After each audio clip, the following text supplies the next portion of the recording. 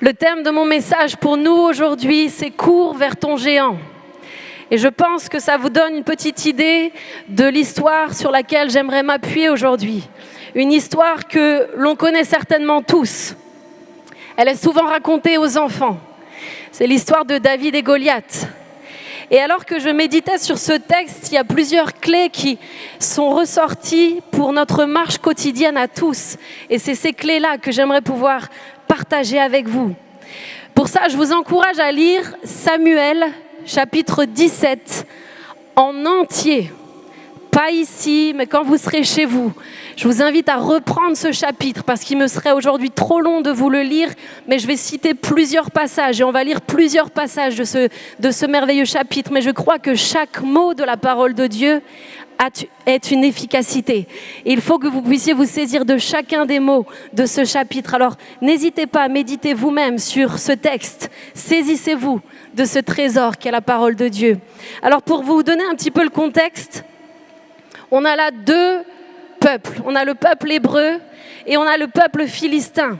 Les Philistins viennent de réunir toute leur armée pour faire la guerre à Saül et au peuple d'Israël. Une bataille est en train de se préparer. Une guerre entre ces deux peuples est sur le point d'éclater. Et dans la préparation de ce combat, il y a un homme nommé Goliath qui va venir défier l'armée d'Israël en leur disant ceci: choisissez un homme qui descende contre moi. S'il peut me battre et qu'il me tue, nous vous serons assujettis. Mais si je l'emporte sur lui et que je le tue, vous nous serez assujettis. Je jette en ce jour un défi à l'armée d'Israël. Donnez-moi un homme et nous nous battrons ensemble. Saül et tout Israël entendirent ces paroles du Philistin et ils furent effrayés et saisis d'une grande crainte. Ok, Goliath va poser ici le décor. C'est assez clair. Si vous me tuez, on deviendra vos esclaves. Mais si par contre c'est moi qui vous tue, alors vous deviendrez les nôtres. Et la Bible nous indique dans ce chapitre 17 qu'il va défier l'armée d'Israël de cette façon, matin et soir, pendant 40 jours. À ce moment précis de l'histoire, David n'est pas là. Il n'est pas présent. Il est auprès de son père Isaïe pour paître ses troupeaux. Ses frères aînés, par contre, qui s'appellent Eliab, Abinadab et Shama, sont sur le terrain puisqu'ils sont allés rejoindre les troupes de Saül pour combattre les Philistins. Et lorsque David arrive ici, il n'a qu'une seule mission, c'est de prendre des nouvelles de ses frères, c'est de leur apporter à manger. David va passer de ses champs au calme avec ses brebis au champ de bataille, puisque la Bible nous dit que l'armée était en marche. L'armée poussait des cris de guerre. Et j'aimerais que vous puissiez un petit peu essayer d'imaginer le contexte et la scène dans lesquels David va arriver sur place. David, à ce moment-là, va prendre un risque. Il quitte la tranquillité et ses brebis pour aller sur un champ de bataille. Il y avait un risque certain pour sa propre vie. Et c'est là déjà un point qui m'interpelle pour nous aujourd'hui. Bien que ça ne soit pas le centre de mon message, je crois que l'armée d'Israël nous représente tous en tant qu'enfants de Dieu. Et nous pouvons nous poser ces questions. De quelle manière, aujourd'hui, en 2023, je prends soin de mes frères, de mes sœurs, qui eux sont sur un champ de bataille, qui eux font face à un ennemi? De quelle manière moi-même vais-je me soucier d'eux? Suis-je même au courant de ce qu'ils traversent? Ou peut-être trop occupé à ma propre vie pour prendre le temps de savoir où ils en sont? De là à leur apporter à manger, c'est encore un niveau au-dessus, n'est-ce pas? Mais j'aimerais nous le dire, si David n'avait pas quitté ses troupeaux et sa tranquillité, il n'aurait jamais su ce qu'étaient en train de subir ses frères. Il n'y avait à l'époque pas de story, pas d'Instagram, pas de Snapchat qui pouvait lui donner un tout petit aperçu, un petit clin d'œil de ce qu'il allait vivre en arrivant sur place. Non. Il y est allé juste parce que son cœur l'a poussé à cela, parce que son amour pour ses frères l'a poussé à cela, parce que son père Isaïe lui a dit « David, j'aimerais que tu puisses te rendre là-bas pour apporter quelques victuailles à tes frères. Et de la même manière, Dieu qui est notre Père nous envoie, nous qui sommes en bonne santé, peut-être dans une saison de tranquillité, sur le champ de bataille de certains de nos frères et de nos sœurs qui souffrent. Il est bon de se rappeler ces choses. En tant que chrétiens, nous sommes appelés nous aussi à détourner nos regards de nos propres vies, de nos activités. Parfois, il est important de troquer notre confort pour un champ de bataille, pour venir en aide à quelqu'un. L'arrivée de David ce jour-là va changer le cours de l'histoire du peuple entier. Et je le crois du plus profond de mon cœur, ton arrivée sur le champ de bataille de la vie d'un frère ou d'une sœur qui souffre peut changer le cours de son histoire. Soyons prompts à aimer, soyons prompts à chérir, soyons prompts à aller sur le terrain pour secourir ceux qui souffrent. Samuel 17, au verset 23, nous dit « Aussitôt arrivé, il demanda à ses frères comment ils se portaient. Et tandis qu'il parlait avec eux, voici le Philistin de Gath, nommé Goliath, s'avança vers eux. Il s'avança entre les deux armées, hors des rangs des Philistins, et il tint les mêmes discours que précédemment. Et David les entendit. À la vue de cet homme, tout Israël s'enfuirent devant lui et furent saisis d'une grande crainte. Chacun disait, « Avez-vous vu s'avancer cet homme ?» Et c'est là que ce texte devient très intéressant. Nous sommes là face à deux attitudes. La première, c'est celle des Israélites. À la vue. Avez-vous vu s'avancer cet homme ? Les Israélites sont à ce moment-là remplis de crainte. Tout un peuple est pétrifié par ce qu'il voit. Le peuple est figé sur place. Il nous est même dit qu'ils prirent la fuite, constatant uniquement la taille de leurs problèmes. Et laissez-moi un petit peu vous décrire la taille de leurs problèmes. Goliath, c'était 2,92 m. Et j'ai mon ami Kevin qui est là. Tiens, viens à côté de moi. Kevin, c'est 2 mètres. Donc Goliath, c'est 1 Kevin et demi. OK ? Vous rajoutez la moitié d'un Kevin et on a Goliath. En plus de ça, vous avez Kevin avec une cuirasse sur lui qui fait 56 kilos. Juste sa cuirasse. Je ne vais pas prendre le poids d'une demoiselle ici, mais juste la cuirasse fait le poids total d'une personne. Il avait en plus dans la main une lance de fer, nous est-il dit, qui pesait 6 kilos à elle toute seule. Il avait une armure d'airain aux jambes. Il avait un javelot entre les épaules. Il avait un casque d'airain sur la tête. Le constat humain, mes amis, il était indéniable. Le peuple hébreu faisait face à un géant. C'était indéniable. Il était là, il était effrayant. Un homme qui continuellement, matin et soir, les intimidait et les provoquait. Merci, Goliath. Goliath était réel, c'était pas quelque chose qu'il s'imaginait, c'était pas fictif. Et pendant 40 jours, il va les défier ainsi matin et soir. En plus d'être grand et costaud, en plus d'être imposant, Goliath était rusé. Pourquoi va-t-il venir matin et soir ? Parce qu'il voulait s'assurer que dès le matin, leur pensée allait être envahie par la peur. Et il revenait tous les soirs pour s'assurer que leur nuit entière allait être hantée par ce qu'ils venaient de voir. Il les empêchait ainsi de dormir et il leur enlevait toute leur force morale. Goliath finalement n'avait pas grand-chose à faire contre le peuple d'Israël. C'était suffisant à leur faire perdre leurs moyens. Goliath savait que si leur morale était à zéro, ils n'auraient jamais la force de se relever pour aller combattre.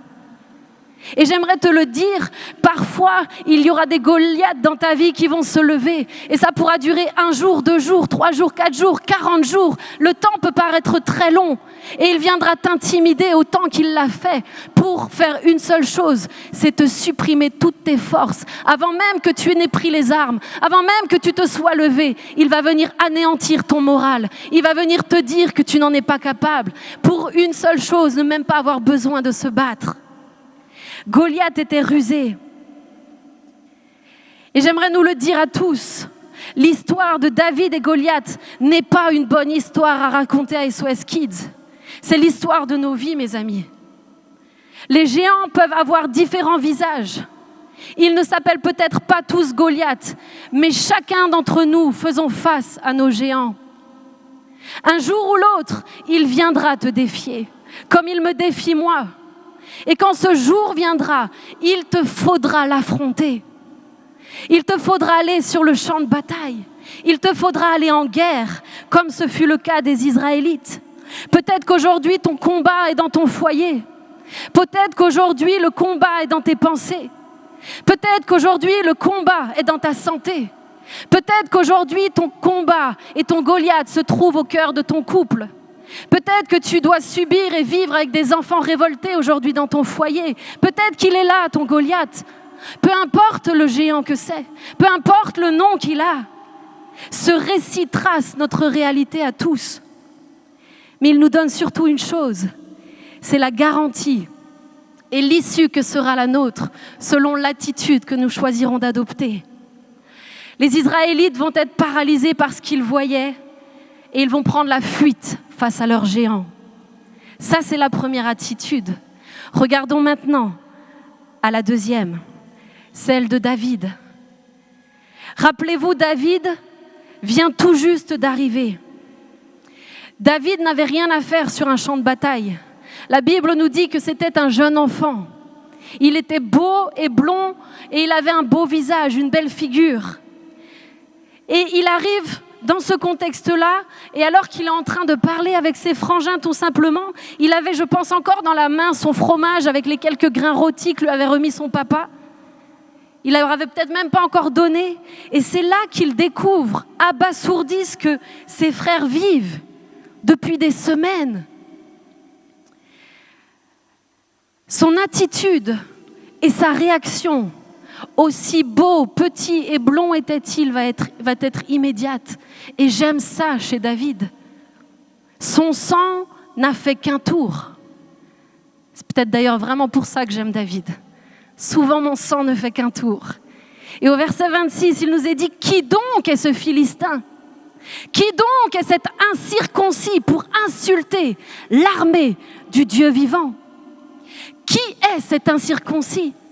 Alors que David découvre Goliath et son petit jeu pour la première fois, il va immédiatement le remettre à sa seule position d'incirconcis. Autrement dit, dans un terme biblique, d'infidèle, d'impur, de païen. Goliath n'est ni plus ni moins un homme indigne en train d'insulter l'armée du Dieu vivant aux yeux de David. David ne voit rien d'autre à cet instant précis que l'offense de Goliath à son Dieu. Il ne voit ni sa taille, il ne voit ni son armure, il ne voit ni sa grosse voix, il ne l'entend même pas. Il ne voit pas ses insultes, il ne regarde pas son intimidation. David, en d'autres termes, est en train de dire, il sait à qui il s'adresse, ce fou. Il sait qui je suis, moi. Il sait qu'il est en train de parler à l'armée du Dieu vivant. Voilà ce que David est en train de dire lorsque son sang ne fait qu'un tour. Il ne va pas regarder une seule seconde à ce qu'il voit. Il ne regarde pas ce qui est en face de lui, mais il va écouter son cœur. Et l'insulte prononcée contre l'armée du Dieu vivant ne va pas lui être supportable. Et vous voyez la différence, mes amis, entre l'attitude du peuple d'Israël et de David est notable. Et quelle est cette différence ? Cette différence est simple. C'est celle d'un homme qui connaît son Dieu. David se confie en Dieu depuis toujours. Il lui parle, il l'écoute. Il a expérimenté la puissance de Dieu bien des fois lorsque face au lion tout seul, Dieu lui donnait la capacité de se libérer des bêtes sauvages, de protéger son troupeau. Le peuple d'Israël, lui, n'a aucune idée de qui est leur Dieu. Pourtant, ils en sont l'armée. Les Israélites, contrairement à David, vont écouter Goliath, matin et soir. Ils vont écouter ce que dit la situation. Ils vont écouter ce qui se trouve là face à eux. Et le résultat, c'est qu'ils vont littéralement se laisser terrasser par leur oppresseur. Et j'aimerais te le dire aujourd'hui, la voix que tu écoutes est celle qui te fera vaincre ou celle qui te terrassera. La peur va tous les paralyser. Pour moi, cette histoire est fascinante. Non pas seulement parce que David, on le sait, à la fin de l'histoire, va anéantir Goliath avec sa fronde et son galet, mais elle est tout aussi fascinante de me dire qu'une armée entière de soldats ne va pas une seule fois avoir à l'esprit le fait de se dire que si on alliait nos forces, si on se mettait tous ensemble, nous allons le terrasser. 2,92 m, c'est haut, mais quand une armée entière d'hommes, de vaillants guerriers, de vaillants héros se disciplinent et se mettent ensemble, ils auraient pu le terrasser facilement. Et c'est là l'image de l'Église. Nous devrions tous pouvoir nous accorder dans l'unité, nous mettre ensemble lorsque l'ennemi de nos âmes, lorsque l'oppresseur vient nous défier matin et soir pour lui dire « Ok, tu fais 2,92 m, mais là il y a un peuple bien plus grand dont le Dieu est tout-puissant. » Notre ennemi aura raison de nous si pendant chaque jour qu'il viendra t'oppresser, tu lui laisses la place et tu écoutes sa voix. Vous savez, dans les moments de bataille, ça ne trompe pas. Tu ne peux pas prétendre connaître Dieu. C'est ton attitude qui parlera pour toi. Soit tu écouteras l'un, soit tu écouteras l'autre. Et les combats que nous avons à mener dans nos vies sont là pour révéler ce que nous avons réellement au fond de nos tripes. Les combats ne sont pas là juste pour venir nous éprouver, non, les combats révèlent réellement ce qu'il y a à l'intérieur de toi. Ils viennent révéler réellement la foi qui t'anime. Ils viennent révéler si oui, tu connais ton Dieu ou si non, tu ne le connais pas, comme c'était le cas du peuple d'Israël. La vérité ressort toujours quand vient le géant. David connaissait véritablement Dieu, il l'aimait de tout son cœur. Il avait pris les bonnes habitudes dont Pasteur Matt nous a parlé dimanche dernier. Et j'aimerais aujourd'hui nous encourager à être ces David, dont le sang ne fait qu'un tour lorsque l'on insulte le Dieu Tout-Puissant que nous connaissons personnellement. Mes amis, ne soyons pas des adhérents au club de l'armée de l'Éternel, qui prétendons le connaître, mais sommes pétrifiés quand vient l'ennemi. Nous saurons rapidement si vous êtes un adhérent du club ou si vous êtes un guerrier. Qui est cet incirconcis ? 2 attitudes sont à notre portée. Choisissons celle digne du Dieu Tout-Puissant auquel nous croyons, que nous servons, que nous aimons, qui un jour a sauvé nos vies, qui allait jusqu'à la croix pour que toi et moi puissions vivre libres de tout oppresseur. Amen. Et David ne s'arrêtera pas là. Au verset 32, il va dire à Saül que personne ne se décourage à cause de ce Philistin. Ton serviteur ira se battre avec lui. Ni une ni deux. Ce jeune homme, le cadet de sa fratrie, venu simplement sur le champ de bataille pour apporter des bonnes choses à ses grands frères, ce petit blond va remonter les troupes à tout le monde. Il ne va pas juste remonter le moral à ses 3 frères. Il va remonter le moral à Saül, le roi lui-même. Il va remonter le moral à toute l'armée ici présente. Et il ne va pas méditer au moment où il entend ça.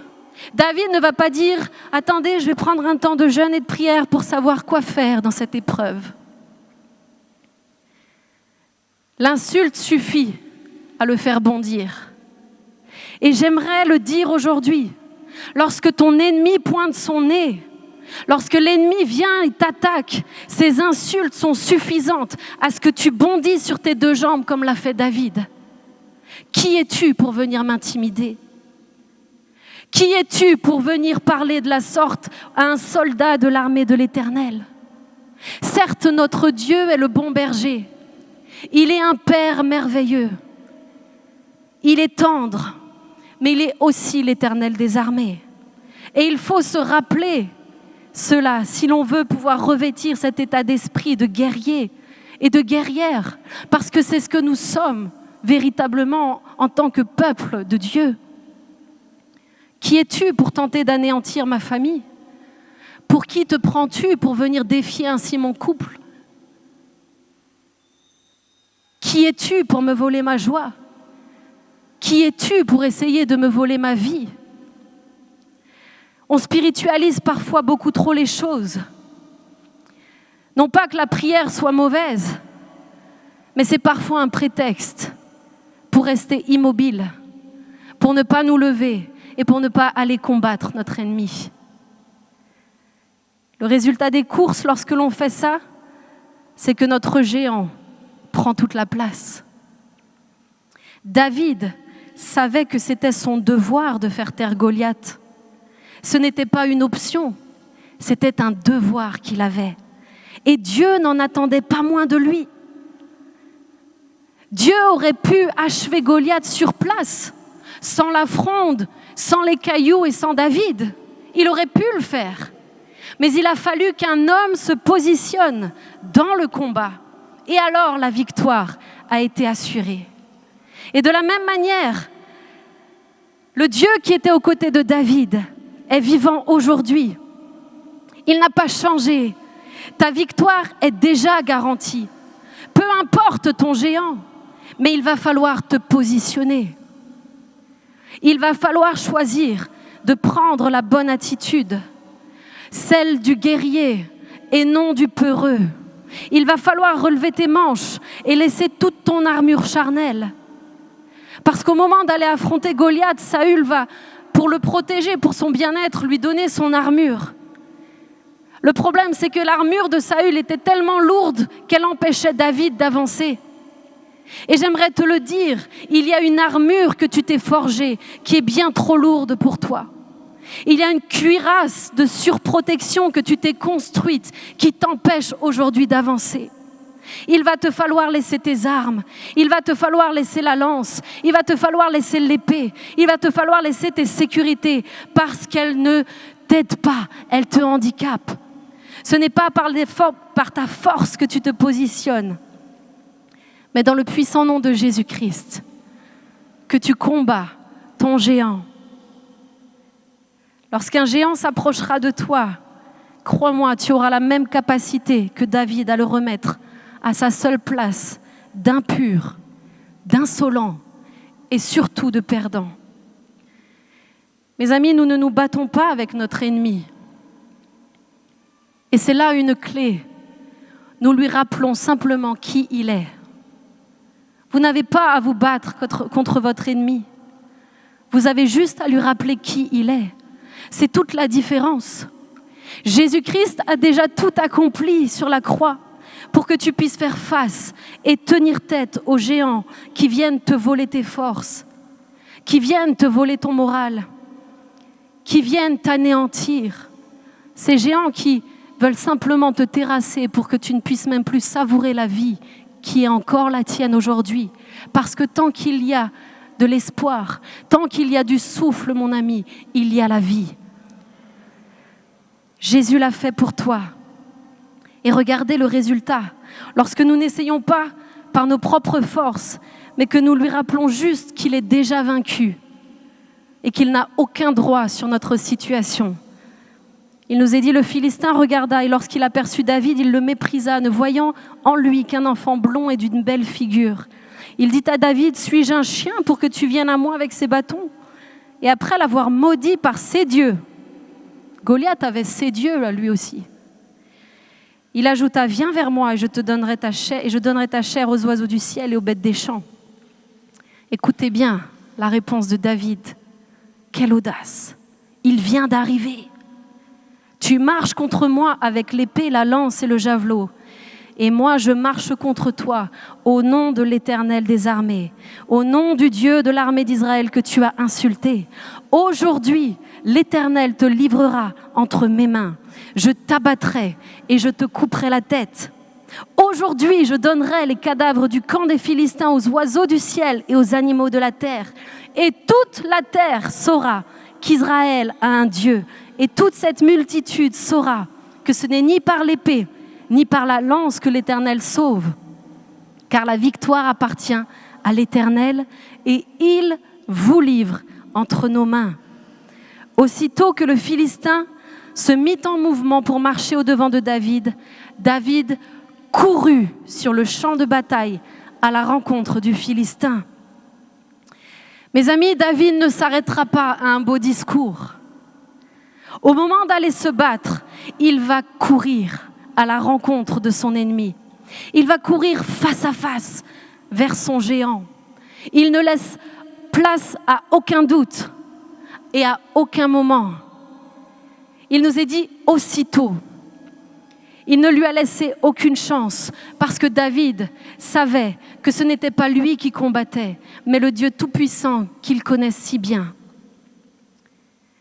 Aujourd'hui, l'Éternel te livrera entre mes mains. Ce n'est pas demain, ce n'est pas éventuellement dans une semaine quand peut-être j'aurai motivé quelques gars. C'est aujourd'hui. Et de la même manière, je le crois, c'est aujourd'hui pour plusieurs d'entre nous qu'il va falloir parler à votre Goliath. C'est aujourd'hui le temps de la délivrance. C'est aujourd'hui l'heure de couper la tête à votre géant. C'est aujourd'hui que l'armée du Dieu vivant veut venir faire une œuvre surnaturelle. Lorsque vous courez, vous ne pensez plus à rien. Vous allez droit sur l'ennemi. Et c'est cette attitude de vaillant guerrier qu'il nous faut pouvoir revêtir. Nous savons tous que ce n'est pas la fronde, ce n'est pas le caillou, mais le Dieu Tout-Puissant qui a vaincu Goliath. Et j'aimerais te le dire aujourd'hui, peu importe ce que tu possèdes, ça n'a aucune importance. Au contraire, moins tu as de choses, plus le Dieu qui combattra pour toi sera glorifié. Ce que tu es physiquement n'a aucune importance. Que tu sois toi aussi un beau blond, une belle brune, grand, gros, petit, peu importe. David n'était qu'un enfant, raison pour laquelle Saül va lui dire « Tu ne peux pas marcher contre ce Philistin pour lutter avec lui, car tu n'es qu'un enfant. » Et cet homme est un homme de guerre depuis sa jeunesse. Saül lui-même était paralysé par cette peur. Mais laissez-moi vous dire aujourd'hui, mes amis, qu'un enfant rempli de foi suffit à terrasser un ennemi. David était cet enfant rempli de foi.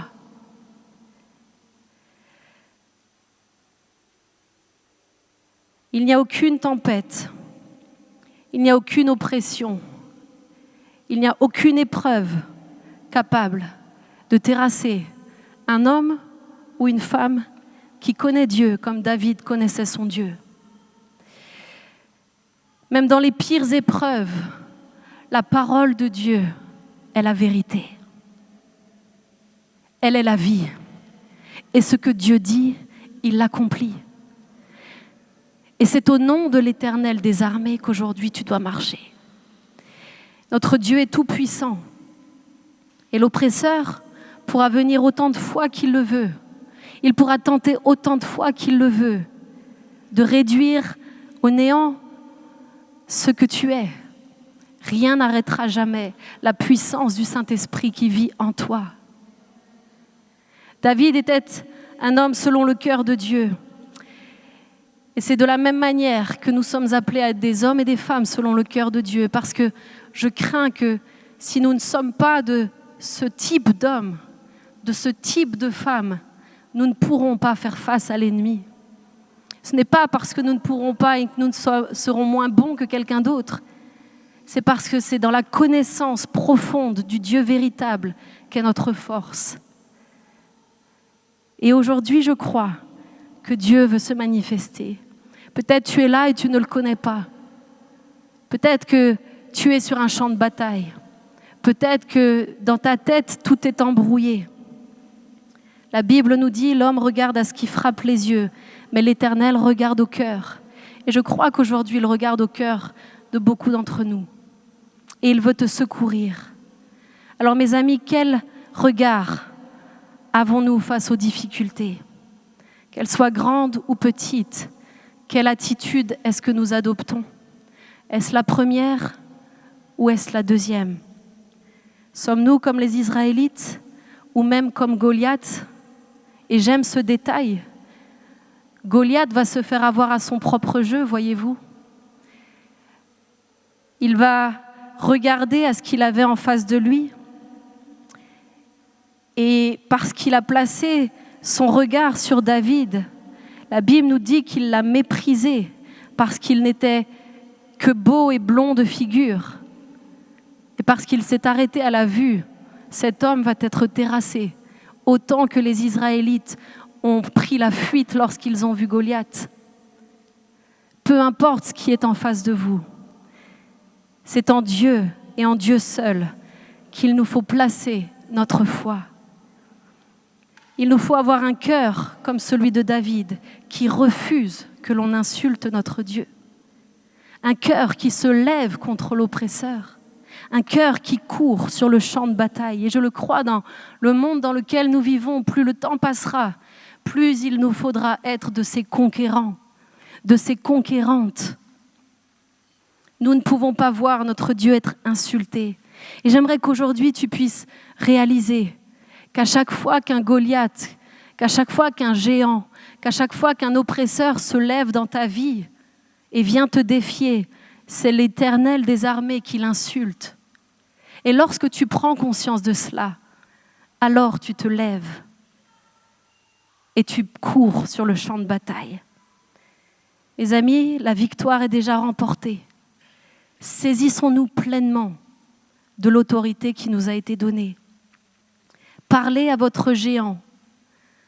Rappelez-lui qui vous êtes, comme moi je le fais.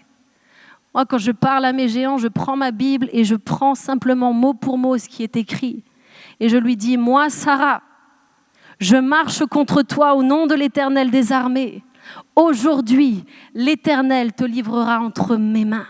Aujourd'hui, je t'abattrai. Aujourd'hui, je te couperai la tête. Aujourd'hui, je donnerai les cadavres de tout ton peuple aux oiseaux du ciel et aux bêtes des champs. L'autorité de la parole de Dieu est en votre possession, mes amis. Ne vous asseyez pas dessus. Utilisez-la. Parce qu'elle est l'arme la plus efficace.